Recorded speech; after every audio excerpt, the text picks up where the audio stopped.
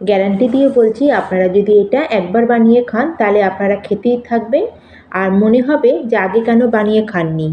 Hi hello নমস্কার বন্ধুরা, আমার চ্যানেলে নতুন একটা মজাদার রেসিপি দেখার জন্য আপনাদের অনেক অনেক স্বাগত। আজকে আমি দু রকম ডাল মিশিয়ে খুবই টেস্টি চটপটা একটা মশলা পুরি রেসিপি নিয়ে চলে এসেছি। আর এটা একবার বানিয়ে খেলে আপনারা কচুরি খেতে ভুলে যাবেন। তাহলে চলুন বন্ধুরা, দেরি না করে শুরু করা যাক। আর মিক্সড ডাল মশলা পুরি বানানোর জন্য সবার প্রথমে এখানে আমি দু রকম ডাল নিয়ে নিয়েছি। আর এই ডালটাকে আমি প্রায় 2 ঘন্টা আগেই ভিজিয়ে রেখেছিলাম।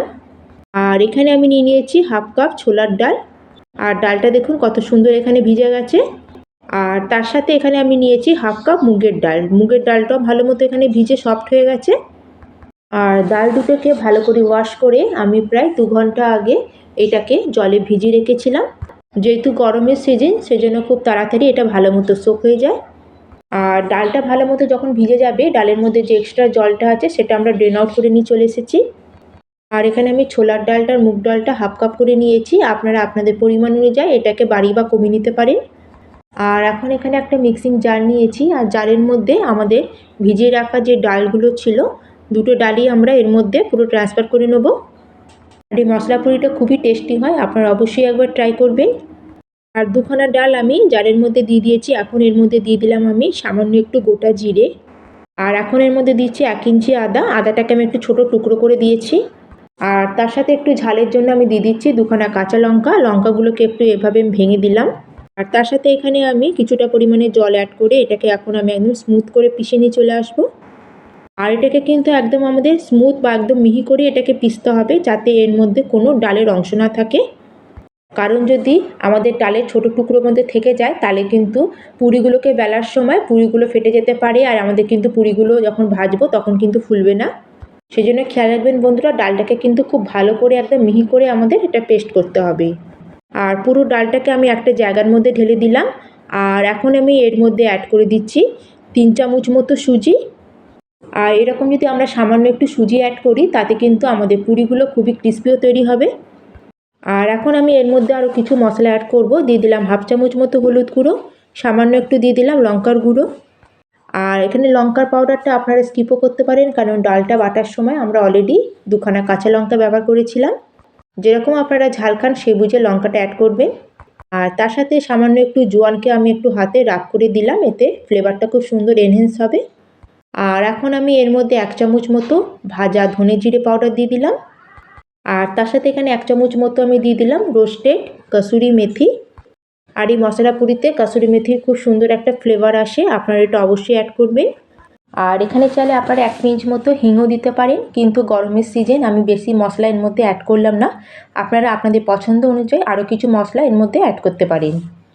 আর খুবই ইজি রেসিপি বন্ধুরা, খুব ইনস্ট্যান্ট এটা তৈরি হয়ে যায় একদম ঝটপট। আর তার সাথে খেতেও কিন্তু খুবই ক্রিস্পি আর খুব ভালো লাগে। আর সব মশলাকে আমি ডালের মধ্যে খুব ভালোভাবে মিশিয়ে নিয়েছি। আর এখন আমি এর মধ্যে অ্যাড করে দেবো আটা। আর প্রথমে এর মধ্যে আমি একটা বাটি মেপে 1 বাটি আটা দিলাম। এখানে আমি 2 বাটি আটা অ্যাড করব, কিন্তু প্রথমে আমি 1 বাটি আটা দিয়ে এটাকে প্রথমে আমি ডালের মধ্যে আগে মিশিয়ে নেব। প্রথমে আমি 1 বাটি আটা দিই ডালের সাথে, আগে এটাকে মেখে নেব। তারপরে আমরা আরেক বাটি আটাটাকে অল্প অল্প করে দেবো আর এই আটার সাথে মেখে নেব। আর এখানে যে আমরা ডোটা তৈরি করব সেটা কিন্তু একদম নরম হবে না, ডোটাকে একটু আমাদের টাইট করেই মাখতে হবে।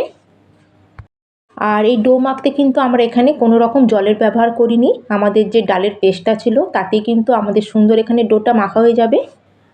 আর এইভাবে অল্প অল্প করে আমি শুকনো আটা দিতে থাকবো আর একটা মিডিয়াম ডো এখানে আমি রেডি করে নেব। আর এখানে কিন্তু আমাদের ডোটাকে একটু টাইট করেই মাখতে হবে, এতে কিন্তু আমাদের ডালের পুরিগুলো একদম খুব সুন্দর পারফেক্ট তৈরি হবে। আর ডোটা আমার খুব সুন্দরভাবে মাখা হয়ে গেছে। আর ডোটা যখন ভালো মতো মাখা হয়ে যাবে তখন আমি এর উপর দিয়ে দেবো বড় চামচের 1 চামচ মতো তেল। আর তেলটাকে দিয়ে আবার আমাদের ডোয়ের মধ্যে এটাকে ঠেসে ঠেসে একটু মেখে নিতে হবে। আর এই পুরিগুলো যদি আপনারা একবার বানান দেখবেন বাচ্চা থেকে বড় সকলেরই খুব পছন্দ হবে। তাছাড়া আপনারা যদি কোথাও ট্রাভেলে যান তাহলেও কিন্তু এইভাবে বানিয়ে নিয়ে যেতে পারেন, এগুলো কিন্তু একদমই খারাপ হয় না। আর তেলটা দেওয়ার পরে আটার সাথে এটাকে খুব ভালো করে মেখে নিয়েছি। এখন এটাকে কভার করে আমি প্রায় 10 থেকে 15 মিনিটের জন্য রেস্টে রেখে দেবো, যাতে এখানে আটাটা খুব ভালো মতো সেট হয়ে যায়। আর প্রায় 10 মিনিট মতো হয়ে গেছে এটাকে রেস্টে রেখেছিলাম। এখানে আমার ডোটা খুব ভালো মতো সেট হয়ে গেছে, কারণ এখানে আমরা সুজিও অ্যাড করেছিলাম। আর এখানে আমাদের এই ডো থেকে এখন সব সমান সাইজে লেচিগুলো কেটে নিতে হবে। আমরা সাধারণত যেরকম লুচির জন্য যেরকম আমরা লেচিগুলো সাইজে রাখি, ঠিক সেরকমই আমাদের এখানে রাখতে হবে। আর সব লেচিগুলোকে আমি কেটে নিয়েছি। এখন হাতে সামান্য একটু তেল দিয়ে লেচিগুলোকে ভালো করে এইভাবে একটু শেপ দিয়ে নেবো। আর এখানে দেখুন বন্ধুরা, সব লেচিগুলোকে আমি ভালো করে হাতে শেপ দিয়ে নিয়েছি। আর লেচিগুলোর হাতে শেপ দেওয়া হয়ে গেলে এখন লেচিগুলোকে আমরা বেলে নেবো। তার জন্য এখানে আমি চাকি বেলনি নিয়ে নিয়েছি। আর লেচির মধ্যে সামান্য একটু তেল লাগিয়ে এখন এগুলোকে আমরা হালকা হাতে একটু বেলে নেবো। আর এই পুরিগুলোকে কিন্তু আমরা খুব বেশি বড় করে বেলবো না, একটু ছোট করেই বেলে নেবো। আর তার সাথে থিকনেসটা একটু মিডিয়াম রাখবো, খুব একদম পাতলা করেও এটাকে বেলবো না। আর এখানে আমি একটা লেচি বেলে নিয়েছি। এখন আমাদের এইভাবে এক এক করে সব লেচিগুলোকে বেলে নিতে হবে। আর লেচিগুলোকে আমি তেল দিয়ে বেলছি। আপনাদের যদি তেল দিয়ে বেলতে অসুবিধা হয় তাহলে আপনারা আটা দিয়েও এটাকে বেলে নিতে পারেন। লুচি তো সাধারণত আমরা সকলেই প্রায় বানিয়ে খাই, কিন্তু এইভাবে দুটো ডাল মিশিয়ে কিন্তু খুব ইজিলি আমরা এই পুরিগুলোকে তৈরি করে নিতে পারবো। আর কতগুলো পুরি আমি এভাবে আগে বানিয়ে রেডি করে নিয়েছি। আর এখন এগুলোকে এক এক করে আমরা তেলে দিয়ে ফ্রাই করে নেব। আর এদিকে কড়াইতে আমি কিছুটা পরিমাণে তেল আগের থেকে গরম হতে বসিয়ে দিয়েছিলাম। আর তেলটা এখানে খুব ভালো মতো গরম হয়ে গেছে। আর লুচিগুলো দেবার সঙ্গে সঙ্গে কিন্তু আমরা এগুলোকে কিছু করব না। আগে যখন এটা তেলের মধ্যে ভেসে উঠবে তখন এইভাবে আমরা উপর থেকে সাইড দিয়ে এইভাবে ছাঁচটা দিয়ে তেল স্প্রেড করতে থাকবো। আর এখানে দেখুন বন্ধুরা, লুচিগুলো কত সুন্দর এখানে বলের মতো একদম ফুলে গেছে।